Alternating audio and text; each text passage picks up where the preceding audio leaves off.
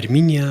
دکەوتە سەر درێژیاهیە دەشتا حەریرێ ئەو وڵاتێکی چیاییە نەی بەر ئاڤیە دکەفتە باشوورێ قەوقازێ لە ئۆرسیایێ و بتایبەت دکەفتە خاڵە هەڤدیتنا ئەوڕۆپا ڕۆژ ئاڤاییڤە لەگەڵ ئاسیا ڕۆژهەلاتیڤە ناڤبەرە دەریایە ڕەش ئەوڕۆپا و قەزوین و دکەفتە ناڤبەرە ئاسیا ئەوڕۆپا ڕۆژهەلاتیڤە ڕۆژهەلاتیە وێڤە ترکیەیە و باشوورێ وێ ئیرانە و ڕۆژهەلاتیە وێ ئەذەربەیجانە و لە باکوورێ وێ جۆرجیایە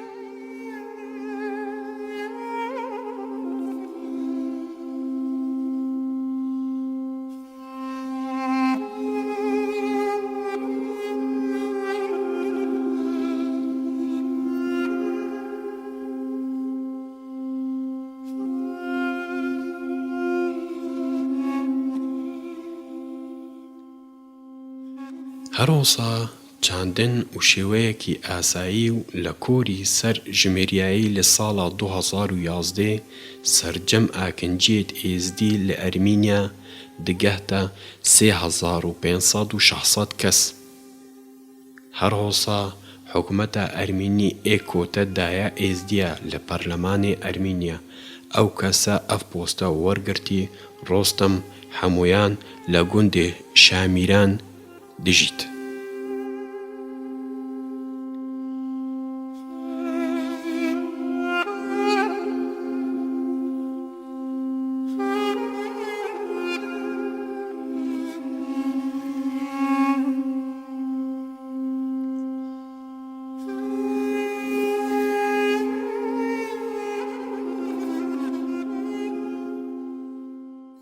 لە وڵاتی ئەرمینیا گەلێک نەتەوە تێدا دژین ڕێژەیە هەرە مەزن بۆ ئەرمینیایە و نێزیکی 97 سەدەیە ئەوێ دیێت ماین نەتەوێت جیاوازن ئەو ڕێژەکە گەلەکە کێمن ژە ڕۆسیا و یۆنانیا و ئێزدیا و ئوکرانیا و جۆرجیا و ئاشوریا و کوردێت پێک هاتبوون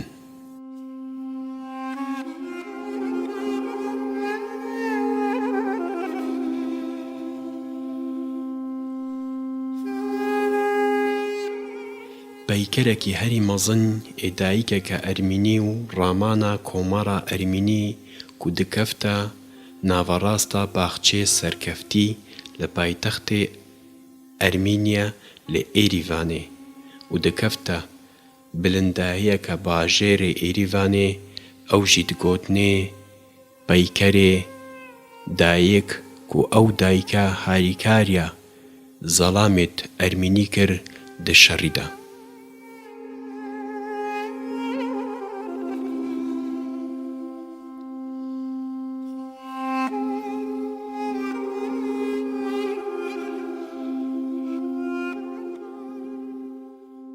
ئەرمینیا ئێک جوان وڵاتایە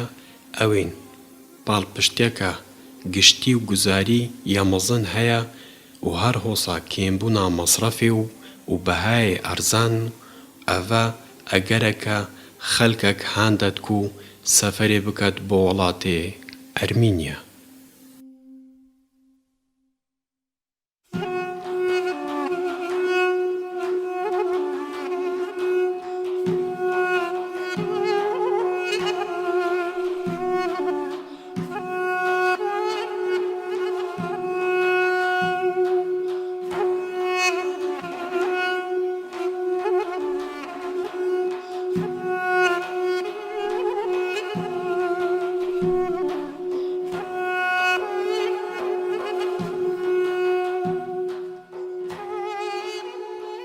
گوندێ شامیران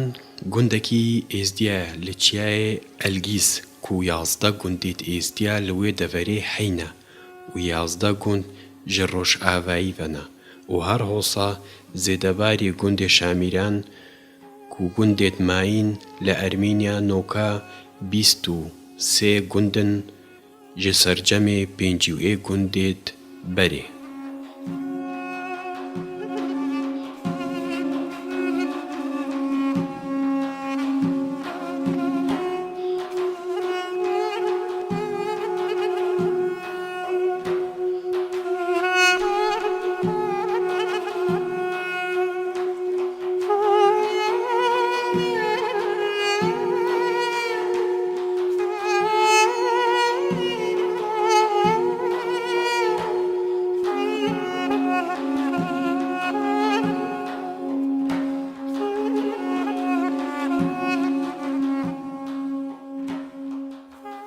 مامیرزا کەسێکی ئێزدیە و لە ئەرمینیایە و فەرزانی و جیهێکی ئۆلا ئێزدیە لە ئێریڤانێ لە ئەرمینیا ڤەکەت ji bo êzdiyê di Ermînya û mezintirîn cihê ayînê êzdiya piştî pirsgeha Laleşê li Êrîvanê paytextê Ermînya ka yek dihat jê quba Nûra Taûsî Melek û her heft mîrê mezin li gel monumentê Komkujiya Şingalê û peykerê Nadia Murad û peykerê Derwêşê Heftî bi amadebûna hezarê êzdiyanê cîhanê û ew kiyanê olî û civakî hate vekirin.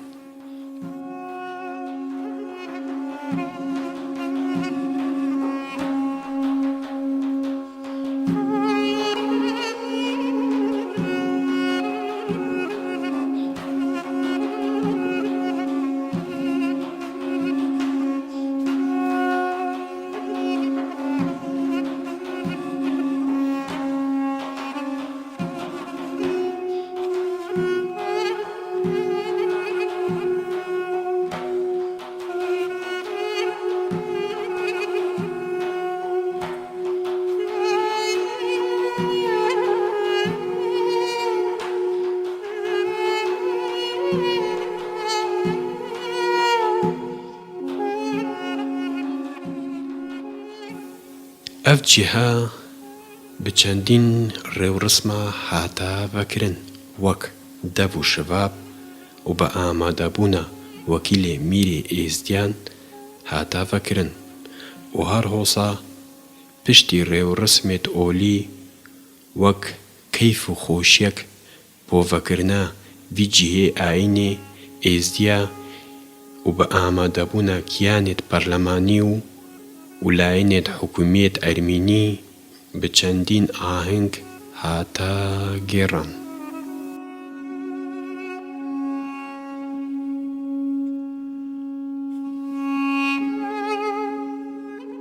ايما ام باصل ام جي سوريا هاتن فرد بشتي اف معركة سوريا تشيبو ام ربيان هاتن فرد دوستانه ما يزيدينه جي المانيا هاتن او جي سوريا ام هاتن زيارتي لاليشي وانره اف مزارت چیه؟ مزار ازيدياي لاليشي بين ملكي طاووس لفره زيارة جي شمالي عراق راكرن انين فردانين ايوه بشتي حرباك تشيبو العراقي رابو جور وجاغيوين آنین دانین ارمینیا البر وجاغي ملكي طاووس اف کی چکیریه اف شي. مزارت؟ مزارات مير تشول مير تشولو وتلمان هوري سر حسابي خو شكل مبانا لروسيا انا قشت شغلن او دا ايوان باشن دفر شكلن اب مزار سر حسابي خو بينجي 6000 يزيدي لارمينيا يعني وقش دي تجارتي دي شغلن بروفيسور دوان دانن دي جامعات انا تجاري اي بزن اي دواران يعني ميركا شغلي عم باشن ومرتاحا ومبسوطا.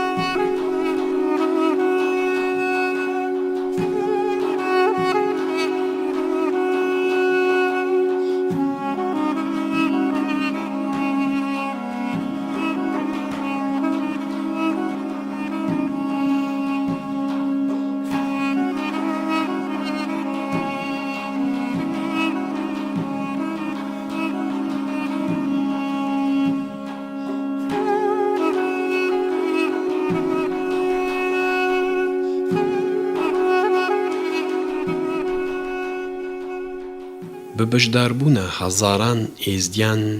ji hemû welatê cîhanê ve li vê derê li Êrîvanê rêwrîsmê vekirina quba Nûra Tawûsî Melek û çendîn peykerên dî dumayîk hatin lê êzdiyan şik daxwazî hebûn. Êzdiyan jî viyan dixwazin hemû welatê cîhanê ewê êzdî têda dijîn wek Êrîvanê rêzê li êzdiyan bigirin û rêkê bidene êzdiyan ewan cihêt xwêt olî vekin da ku rêwrîsmêt olî lê bêhna kirin.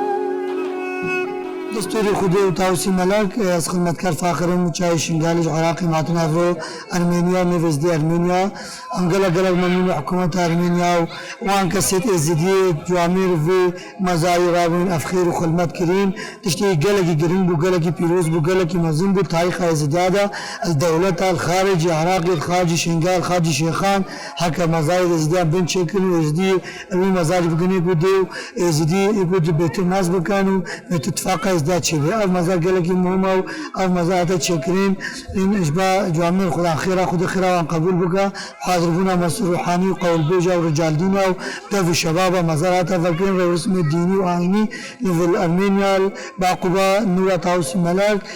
و مزار سلطان ازی افرو هاتا گیران چی دیگه پیگیری درویش عفدی افرک درویش عفدی جی رمز خوشکامنا دی مراد جی افنا مراسیم دی جی هیکلی وان ام بیتم تالی وان هر بری مزاری هاتنا فکرین اشبا وان جوامع راو ام بین خود تاسی مال خیر و خدمتی وان قبول بکن.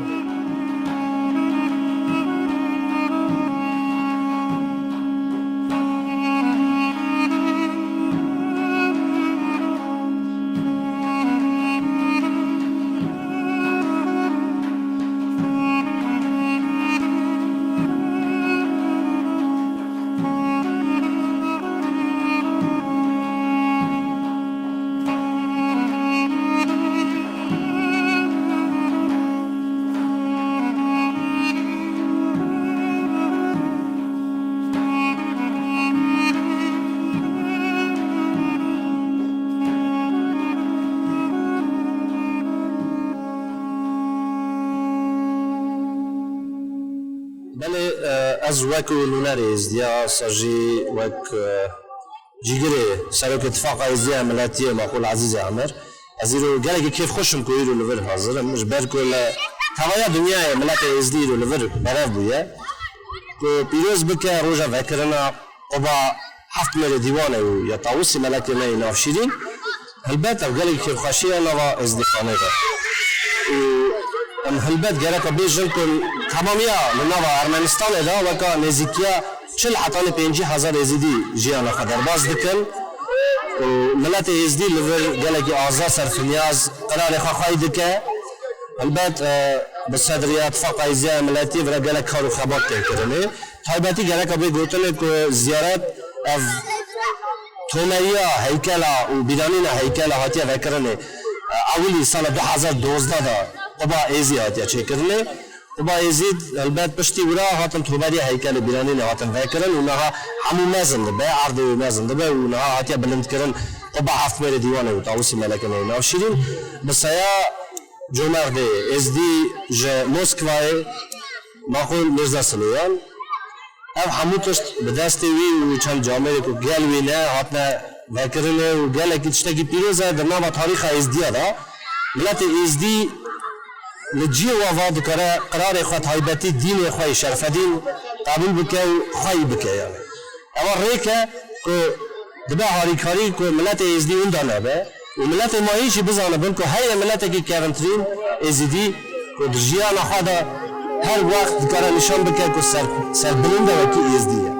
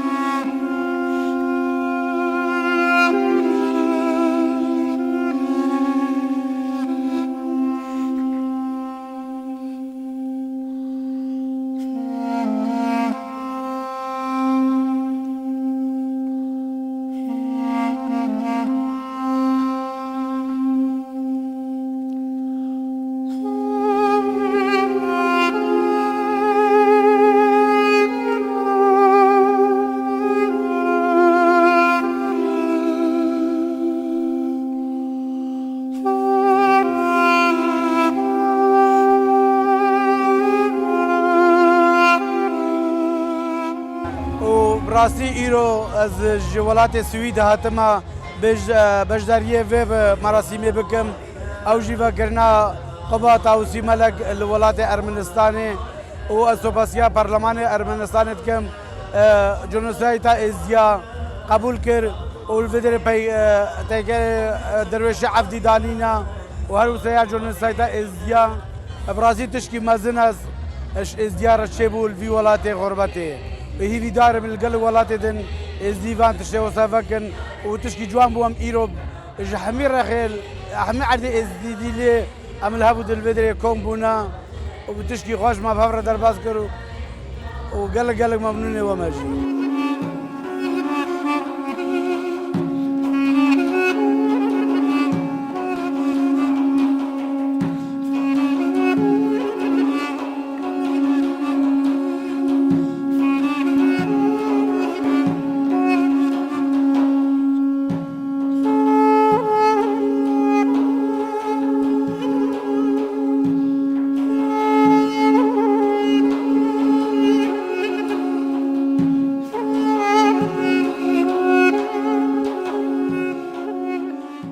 جبركو رنگت بري و عردي هاتينه بكارينان و آواكرنا مالاندا و بينسازت و هر حوصا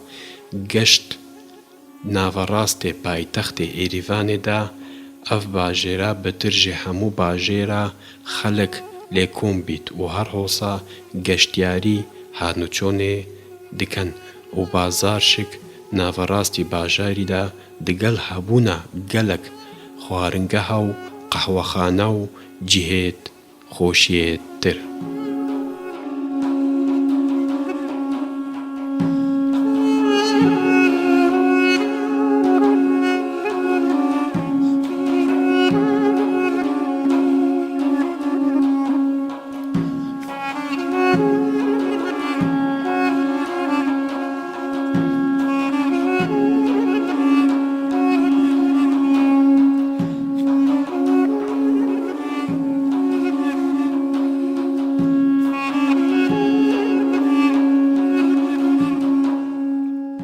ایریوان جی باجێری هەرە جوان لە باشووری قەوقازێ و گەلک بێنەساز لێ هەینە و ئەو ژی جوانیا هونەری و سوڤێتیا و ئەرمێنیا و ژ کەڤندا گوتنێ باژارێ وەردیە.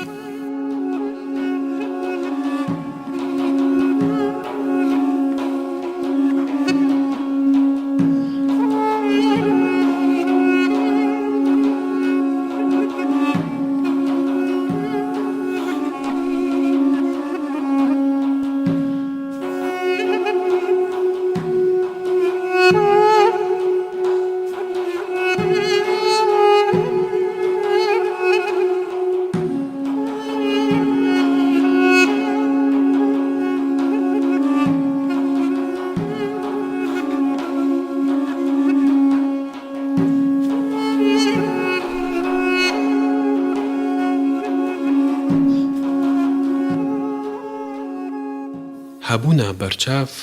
لە چیای ئارەرات و دیمەنێکی دەتە خەڵکێ بێسومان دەبێت و بەڕاستیدا پەیکەرێکی جۆزێف ستالین لەوەی جیهی بەسەر پرشتیا حزبی شووعی ئی ئەرمینی لە ساڵە 1905 دا هەبوو.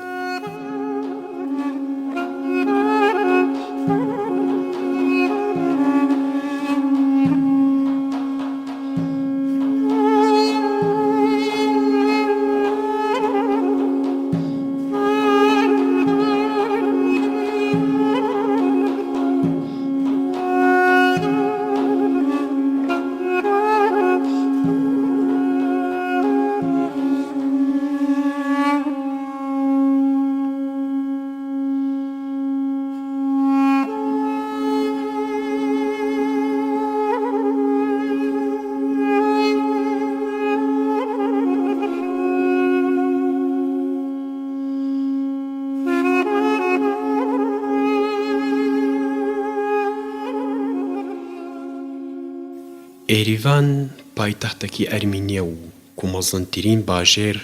لەوی وڵاتی تێدا ژمارتن ji ber ku kombin û xirvebûna وڵاتیەت ئەرمینی لە جیهانێ دنافی پایتەختیدانە ji ber ku ronahî û nafûrî lê heyne ku ciwaniyeka mezin di deta wî bajêrî bi taybet jî şevan.